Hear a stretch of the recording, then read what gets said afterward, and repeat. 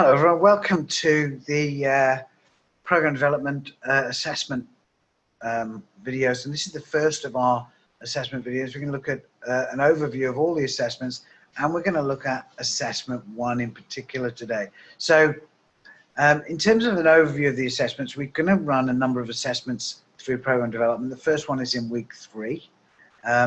Let's actually open up the assessments so you can see what they're. And here are our assessments for the course. In week 3, the assessment 1 is a needs analysis, and we'll be going through that today. That's quite a short assessment process that you need to attend to. There's a number of elements to this that you might want to be aware of, and we'll be talking about those. In week 6, we're going to be planning an event or a program. So the needs analysis will be based in your vet placement program. And in your vet placement, you'll need to be able to identify a program that you can work on throughout your placement, and you'll need to implement a program over the course of the trimester 3 and then evaluate the program. So there's the planning, the implementation, the evaluation, and then you have to have evidence of what you've done in that, and we'll talk about that in the assessment process. Then in week 12, so you can see here, week 12, the 2 videos and 2 assessments in week 12, where there's a debriefing session. You need to make a video with a colleague of yours, and you'll be supporting your colleague through a case study of a particular incident that has occurred for them, and debriefing the colleague in that video for a period of 10 to 20 minutes, something like that. And then there's a short answer questionnaire process following that, where you will identify some information that has occurred for you in that debriefing session. Now, in week 13, there's a further follow-up to that. There's another short answer questionnaire process and personal reflection that occurs in week 13. The reflection's quite easy. You just reflect on what you've learned throughout the understanding of monitoring and working with colleagues who have been experiencing problems at work and how you'd support them. The first part is, again, how you'd monitor them over a period of time. So it's not so onerous. That's our assessment process. Let me just put us on pause for a minute here. So let's have a quick look at task 1 for assessment 1. So task 1, assessment 1, let's read this, and I'll talk to you about some of the standards that you're going to need to understand about the whole course as well here. This is going to be quite important. The word count is 400 words. Assessment 1, week 3, very short assessment. But it's really important that you follow all the necessary processes that you need to follow. The essential nature of this course is that you are demonstrating that you understand the processes, the commonly understood processes that occur for the development and implementation and evaluation of programs in the working environment in the community sector. And the whole course is dedicated to you being able to demonstrate you know how to follow these procedures in order to be an effective caseworker. It's around program development. So assessment 1, the word count is 400 words. But other assessments, it gets a lot wordier, and you need to follow a lot of processes. So my advice to you, let's start out by talking about something that you really need to understand here. You'll do this needs analysis, but even in this needs analysis, I want you to think very small, okay? The smaller your program, the easier you're going to find this course, because in the past, people have decided they're going to redesign the youth services sector in their state and make it much more effective. And at the end of the day, they've failed miserably because they've not even come close to meeting the requirements of the course. They might have had a good idea, but they couldn't actually document what they've done in any meaningful way, and there was no way that that was ever going to work. So the small idea of your program development is going to be really important here.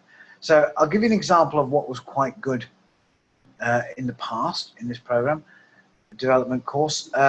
Somebody recently did a program where they provided new transitional housing tenants with a welcome package of food that they resourced from the local food bank, and they gave the clients a food package, and when the clients went into the transitional housing, they hoped that the clients would feel more at home, even though they'd probably gone through a period of housing instability. And so they helped in a way to make them feel more connected to the housing situation that they landed in, which is a good thing. And it was very easy to understand where they got the resources. They were donated through food bank.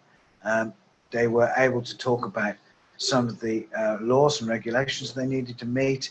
They were able to action this in their vet placement because they were working in transitional housing. They were able to fill in a quick survey to survey their clients and ask what they felt about the process and if there was any changes that need to be made. And at the end of the day, they might have only given out 5 or 6 packages across a 12-week period, but it was a successful program.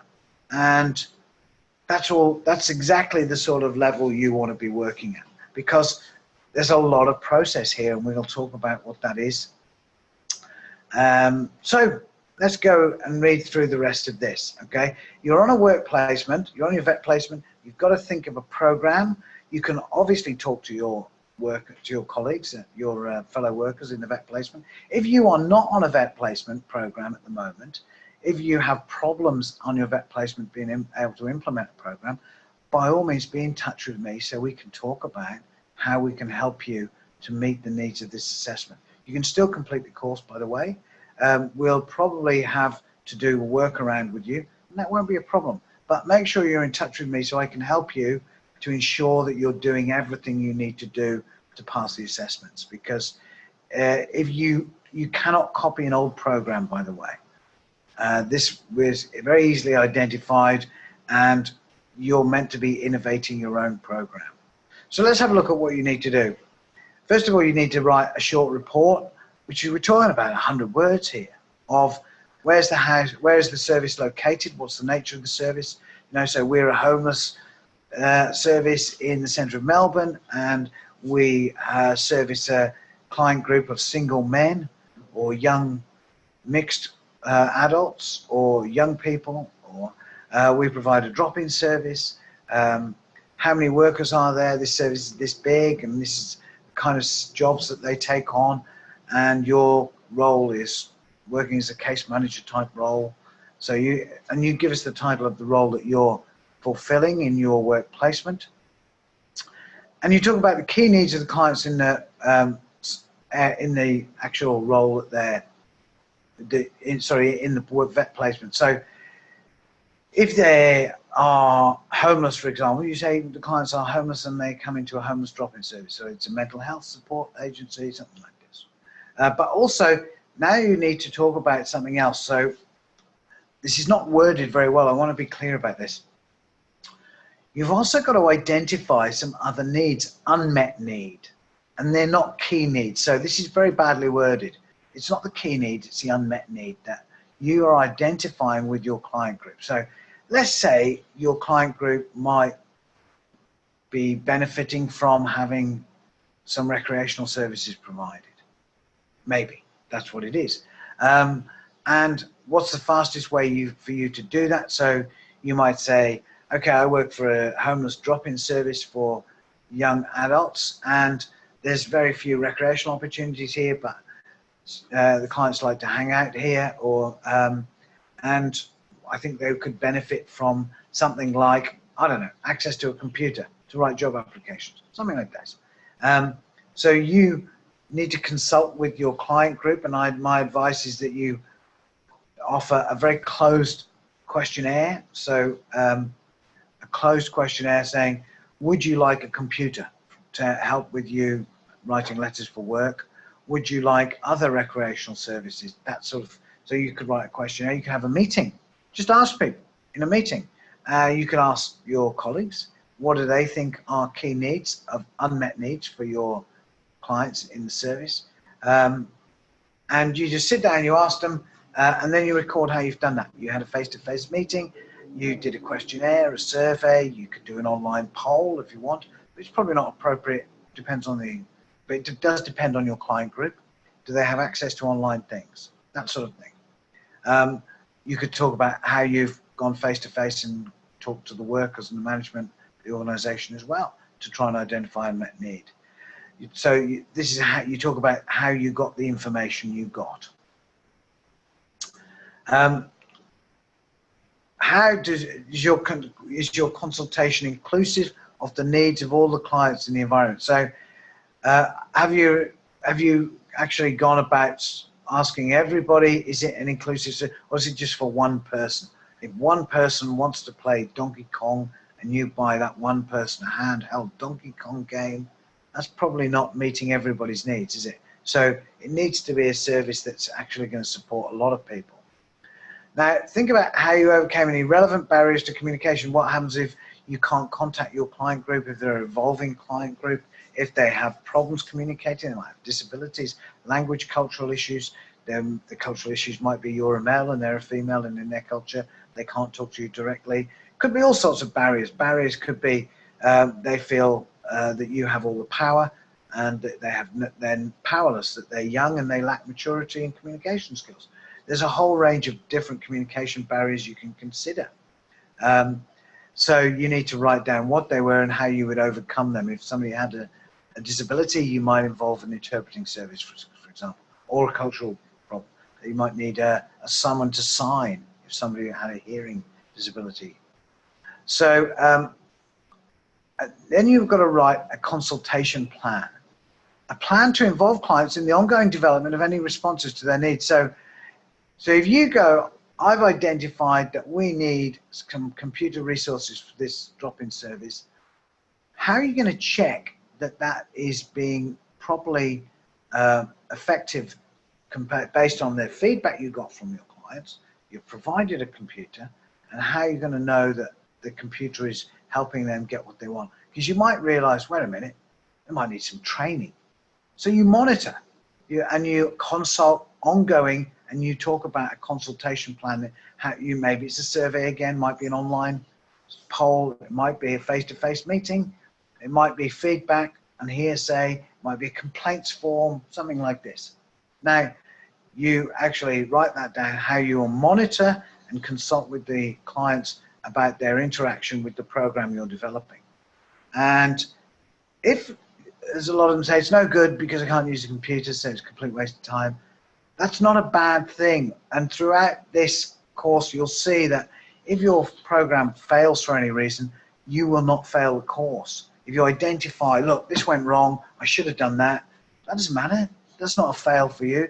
You've identified where things need to improve, and that's something you're going to have to do by the end of the course. So don't worry if you do something and it fails. So you have to write a communications plan here, and we'll have a look at that at the moment. And then you have to identify any standards, codes or legislations for compliance requirements in the service, so compliance requirements in the organization that you're working in. Okay, let's have a quick look at the assessment form here, because I've made one up for you. This is the assessment form here, and it's already got areas for you to write your answers in. And you don't have to write a lot, you know. Write a couple of needs down here. Identify more than one need if you can. And then complete this action plan about how you'll consult. This is the bit that you write in down here. You follow a number of, you don't have to fill them all in as long as you've written something there. So that's all the questions, that's all the answers. You can find this document. Let's find a place where you'll get that. Hold on. Get rid of that.